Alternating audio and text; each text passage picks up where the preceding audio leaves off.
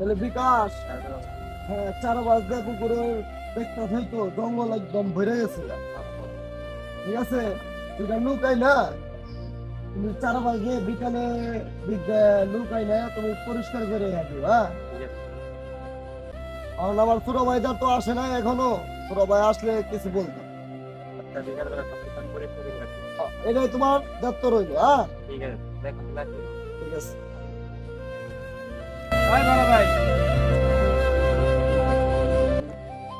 বড় ভাই, টুকুর টুকুর তো আব্বাই মনে করেন যে অনেক জমি জমা দিয়ে গেছে, আপনি সব দেখা সাক্ষাৎ করেন, আমি কোনোটা দেখি না।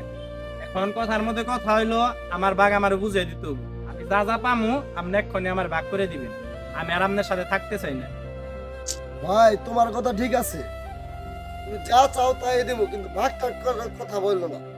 এই বড় ভাই, বুঝি না আপনার কাছে ভাগ চাইছি, আপনি ভাগ বুঝিয়ে দিতে কয়টাই দিবেন এমনি করে আমার দিয়ে দিয়ে নিজে তো ঠিকই নিজের ভাগ বুঝাইবেন হইছে, আমার ঠকানের ধান্দা করছেন। আমি এত কিছু বুঝি না বড় ভাই, আমার ভাগ আমার এখন বুঝিয়ে দেবেন লাগবে না।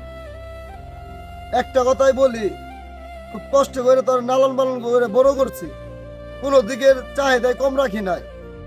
এখনো বলতাছি ভাই, তুই আমার কখনো মনে কষ্ট দিয়ে কথা বলিস না। আমার এই যে এই কথাটা বললি, খুব কষ্ট পাইছি। আমার নিজের স্বার্থের জন্য আমি সব করতেছি ভাই, আমি তোর জন্যই সব কিছু করতেছি ভাই। আর বাবার যা তো যা সব দিয়ে দিন, কিন্তু তোর কাছে একটা জিনিস চাওয়ার জন্য, সেটা আমার আবদার রাখতি ভাই। আমি সবই দিয়ে দিন, কিন্তু আমার ভাই হারাইতেছে না, আমি তোমাকে চাই ভাই।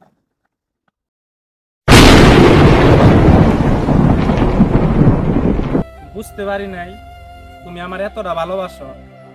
আবেগের বসে আমার বন্ধু বান্ধবের কথা শুনে আমি আসলে তোমার কাছে ভাগ চাইছি। সবই তো আমাকে দুই ভাইয়েরই, আসলে মানুষ চায় আমরা দুই ভাই দ্বন্দ্ব করি, তারা মাঝখানে এসে কিছু একটা নিয়ে যাইবো, আমাকে ধ্বংস করে দিবে। ভাই সত্যি আমার ভুল হয়ে গেছে গা ভাই, আমাকে তুমি ভাই মাফ করে দাও।